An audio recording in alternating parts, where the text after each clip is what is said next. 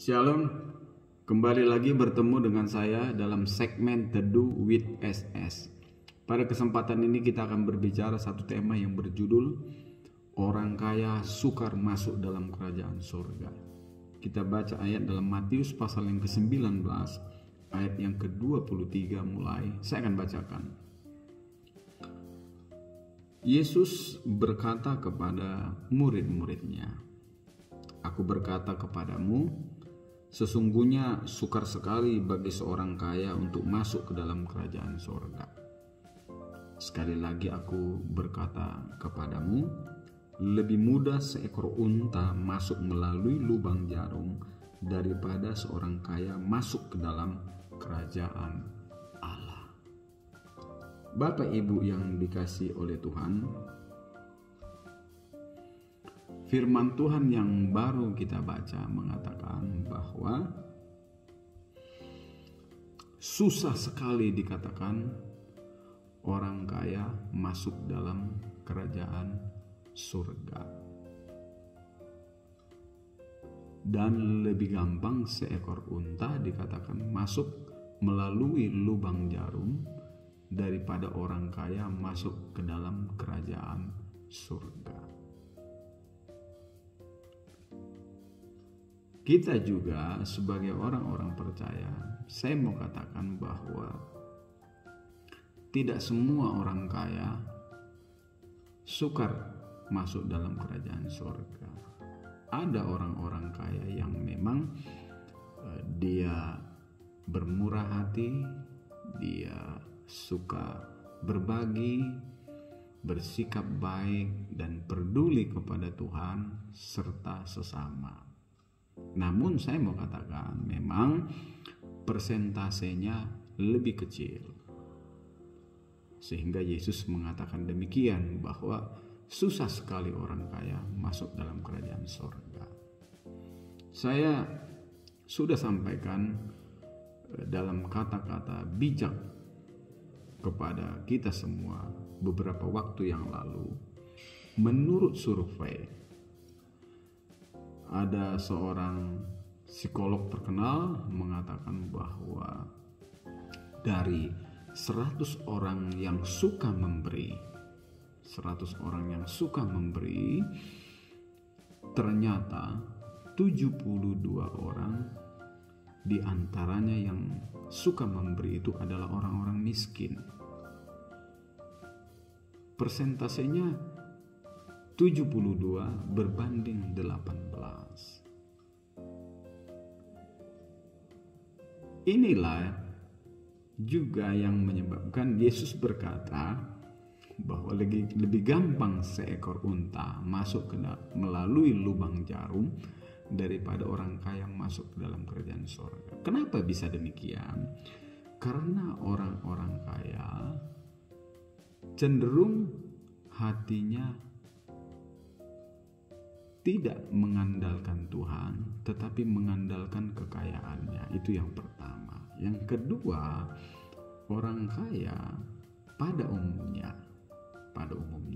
tidak semua juga saya katakan, mereka lebih mementingkan diri sendiri, tidak peduli kepada sesama.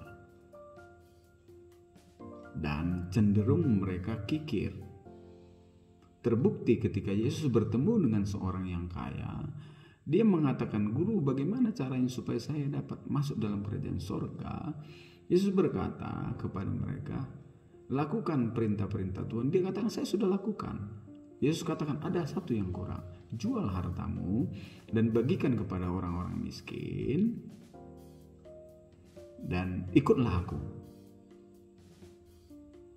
Akhirnya si kaya ini menjadi sedih. Karena apa? Hatinya melekat kepada kekayaannya, bukan kepada Tuhan. Ini yang membuat orang kaya sukar masuk ke dalam kerajaan surga.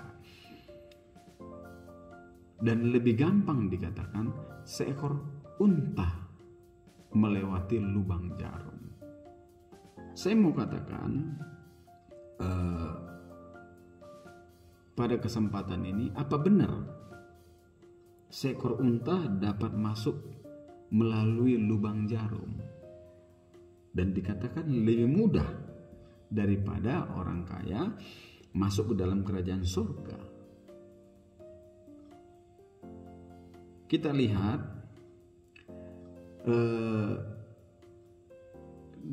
pada tahun 30, lebih kurang tahun 30 Masehi, di kota Yerusalem terdapat pintu darurat yang modelnya lorong memanjang dan bagian atasnya melengkung seperti lubang jarum. Biasanya kalau pintu utama masuk ke Yerusalem ditutup pada sore hari, pintu utama ditutup, maka pintu darurat model atau bentuk seperti lubang jarum inilah yang akan digunakan sebagai pintu keluar masuk kalau sudah sore pada saat itu di Yerusalem.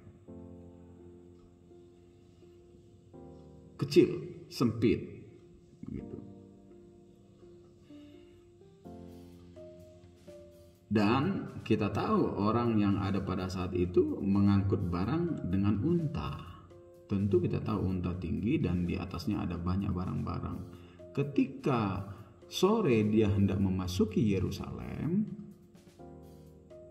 karena pintu utama sudah ditutup, maka ada pintu darurat, yaitu pintu yang seperti saya katakan di awal, berbentuk seperti lubang jarum, cukup kecil. Untuk unta bisa masuk melewati lubang jarum ini sukar memang. Sukar. Unta ini harus menunduk, melipat kakinya, dan barang-barang bawaannya harus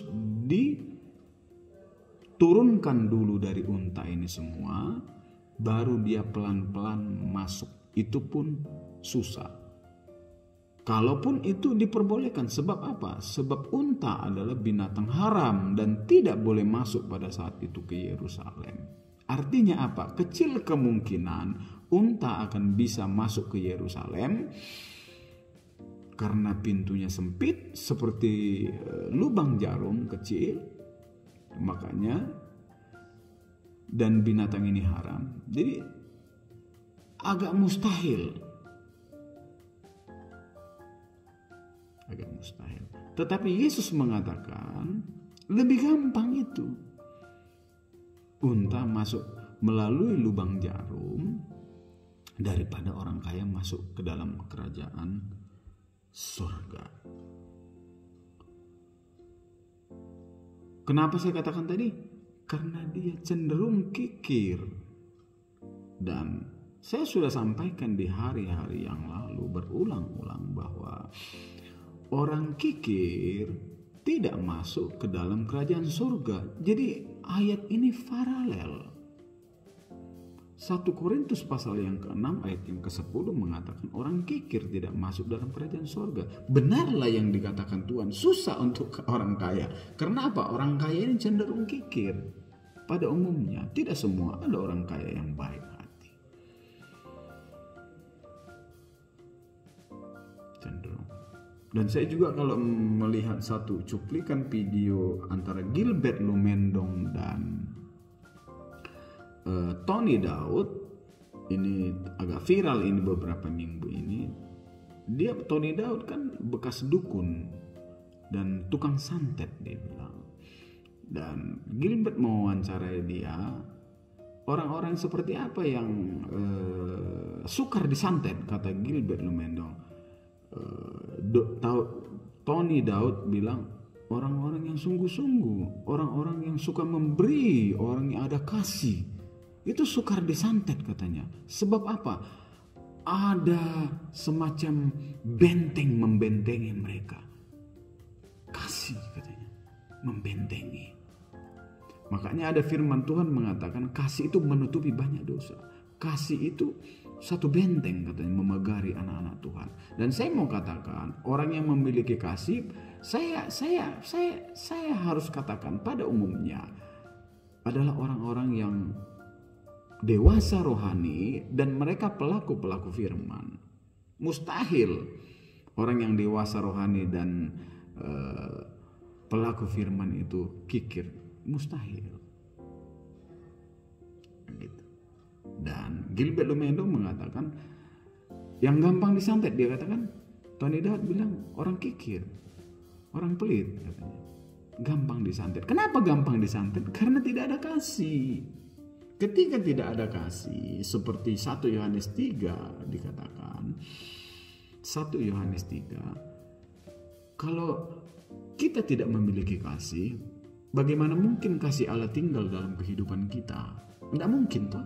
Kalau kasih Allah tidak tinggal dalam kehidupan kita dan otomatis Allah tidak tinggal dalam kehidupan kita, maka gampang disantet. Tidak ada Allah, tidak ada Tuhan membentengi dan tidak masuk surga. Itu yang saya mau katakan pada kesempatan ini. Jadi sekali lagi, marilah kita anak-anak Tuhan menjadi anak Tuhan yang memiliki kasih dan menyandarkan hidup kita bukan kepada kekayaan, hal-hal yang lahiriah, tetapi kepada Tuhan. Dan kita selalu berpegang teguh kepada kebenaran firman Allah. Biarlah ini menjadi perenungan bagi kita, dan kita semakin mengerti kebenaran firman Allah. Dan firman Allah ini yang akan membawa kita sampai ke tujuan. Terima kasih. Tuhan Yesus memberkati kita semua. Amin.